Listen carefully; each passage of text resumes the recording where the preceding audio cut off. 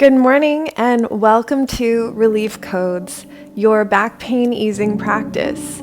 So hopefully you took day one to do the warm-up as a workout and just see what's in store for you as far as strengthening all of the supporting muscles, all of the groups that are actually meant to engage when we move the posterior chain, and that includes some of the front body. So if you haven't done that yet, hop out of this video up to the previous one that's marked the warm-up and give it a try.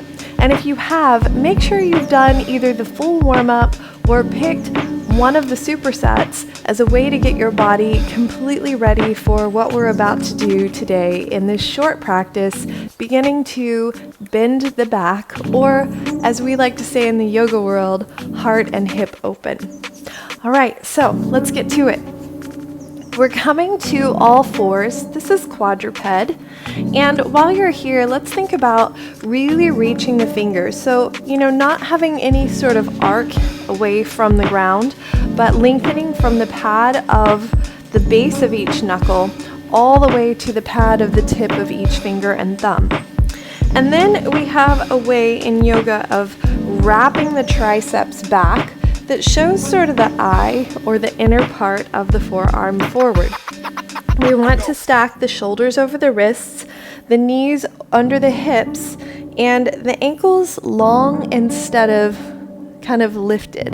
That way we open the connective tissue chain from inside the mind, the brain actually, all the way down to the arches of the feet. And what that ultimately does is open the pathway for our breath in our body and open every single diaphragm. There's more than one. All right, so from here, we're starting with the crown of the head. Note I'm not going to jam my neck back. I'll actually be reaching my chin out and feeling a little length in the sides of my throat.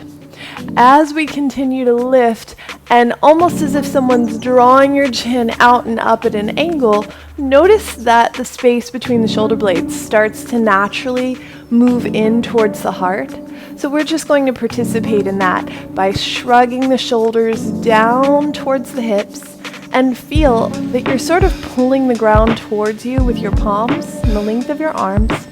And that begins to ignite a little bit of the side waist, a little lift of the hips, so participate in that. Now this is another opportunity to notice that we're not just trying to dump here in the low back. We're actually thinking about lifting the underbutt, or as if you had little tail feathers right underneath the lip of your tush, to the sky, and fan that tail out, out, out, out, out, and take a big breath in. And now exhale, dip your chin into this sweet little space between your collarbones called the clavicular notch.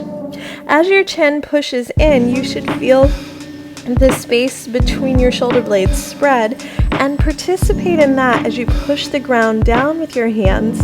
Feel the belly move to the back and slowly roll that energy down the spine until the tailbone reaches to the back of the knees.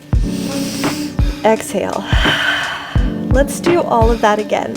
So it's an inhale, reach the chin, stretch the throat, pull the heart through the gate of the arms as the spine begins to naturally follow this movement. The hips lift and we press down with the shins, lift up in the pelvis, breathe in. And exhale, head to heart, heart to the sky, navel to the back, and tailbone to the ground. Take a big exhale. Push the ground away. Let's keep going. Let's pick up the pace as well. So inhale, lengthen. I love to practice with my eyes closed too because I can really just move into the sensations in the body. Press the ground away for a little more height. Exhale, head to heart. Return the ripple down the spine sequentially from head to hips. And breathe in again for 3. Lengthen all the way, crown to tail. Exhale, deepen nose to navel. This shape is fun because I feel like you can really sense sort of an elliptical shape from the crown of the head to the pubic bone. And then we can create it in the reverse as you lift and lengthen, as if it's coming from out under the heart and the chin, over the crown of the head, towards the lift of the tailbone, and back underneath the body again. And 2. Inhale, breathe in. Lengthen out. Lift up. Exhale, deepen. Keep long reach in those fingers so you're not stuck in the wrists. Let's get one more. Big breath in. Exhale completely. Now hold this exhale shape, this cat back stretch. Look down at the ground without moving your head and just gently come to the forearms. So we'll do this 2 different ways, but take a moment, keep your back a little arched, just look forward with your head, and notice that it's kind of a tendency to be lax in the wrists. I want you to press down from the inner edge of your elbow all the way to the tip of your thumb and pointer finger, and really engage as if these are your new feet, right? So from front of the heel to pads and links of the toes, press the ground down, get space between the shoulder blades. And then while you're here, stretch the right foot back so that the leg is lengthened off the ground. And we're just going to pulse that leg up and down for 10, 9, 8, 7. There's a little pause at the top, squeezing the glutes. 5, 4, and 3, 2. Now on 1, keep it up. Reach through that heel until it pulls your tailbone up, your heart forward. Pull the ground underneath you as if you're trying to slide your elbows towards your knees, and see how your heart lifts again. And then take that leg across the body, tap it down on the other side of the mat, lift in a big rainbow, and come down to the outside. I'm just going to shift forward a little bit. Again, lift and over. We're just doing 5 of these. Make sure you're not sinking into the opposite hip. You're still pulling up strong from the knee to the inner thigh. For 3, keep pulling the ground back, chest forward. 2, notice that the pelvis is actually moving a little bit and wiggling out lower back tension as you stir the hip with the thigh. Bring the knee underneath. Take the hands back, sink the hips over the heels, stretch the arms, breathe in, make the hips heavy over the feet. Exhale. Crawl the hands towards the knees.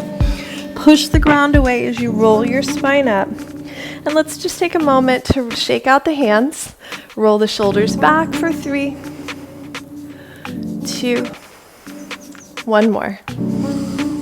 All right, and then we're coming forward again to repeat this exercise for the other side. So lengthen the fingers, stretch the ankles, spread the toes, wrap the shoulders and the triceps, show the eyes of the elbows to the front of your mat. And let's inhale, lift the chin, open the heart, peak the hips, exhale, and carve everything in from the top to the bottom for 4. We know how to do this now, so we're going to move a little more quickly. And 3. Exhale. 2. It's very tempting to get lax and let the ankles rise from the ground, but you're actually benefiting from keeping them stretched. So put your mind in your muscles and use every little sequential instruction I'm offering you. One more time. Big breath in. Exhale. And now, again, keep your nose towards your navel. Come down to the forearms. If you need to, look forward a little just to make sure your elbows, your inner arms, thumbs, and pointer fingers are engaged. And then press the ground away. Really keep the navel to the spine, the tailbone sort of tucked towards the heels. And this is more about sensation than it is about the way that it looks, all right? And then stretch the left leg long, and let's lift that leg up for 10. Keep the arc in the spine. 9. Try and press more weight into the right hand, the right forearm. Try not to end up sinking into the right hip. And 6. 5. 4. 3. 2. One more. Lift, and now cross the leg over. Pull the ground towards you as you reach your heart out. Flare the hips up, and let's rainbow across the mat for 5. And 4. And 3. Stirring the hip. Wiggling the pelvis a little bit, but not with too much motion. Just a natural response. One more each side. Cross and over. Knee comes underneath. Stretch the hips back to the heels. Lengthen the arms.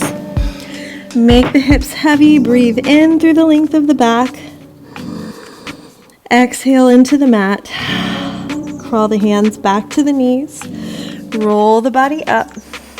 And again, shake out the hands. Roll the shoulders back. And my yogis, that's it for today. So hopefully you did the warm-up. If you're feeling like you need a little more, just repeat this practice. It's a great way to start understanding the sequential movement of the spine and really starting to look at the head as the first vertebra, because it is up there sort of balancing right on the top of the spine. And if we start to make space here, right between where the head meets the cervical spine, then the rest of the back body begins to lengthen out and be lifted out of these spaces where we otherwise feel kind of stuck or cramped or crowded, and the muscles respond to this instruction in the body and keep moving into a more supportive, structurally sound space for us to call home. All right, so I hope you enjoyed today's practice, and I'll see you tomorrow for another heart and hip opening, back pain easing relief code practice.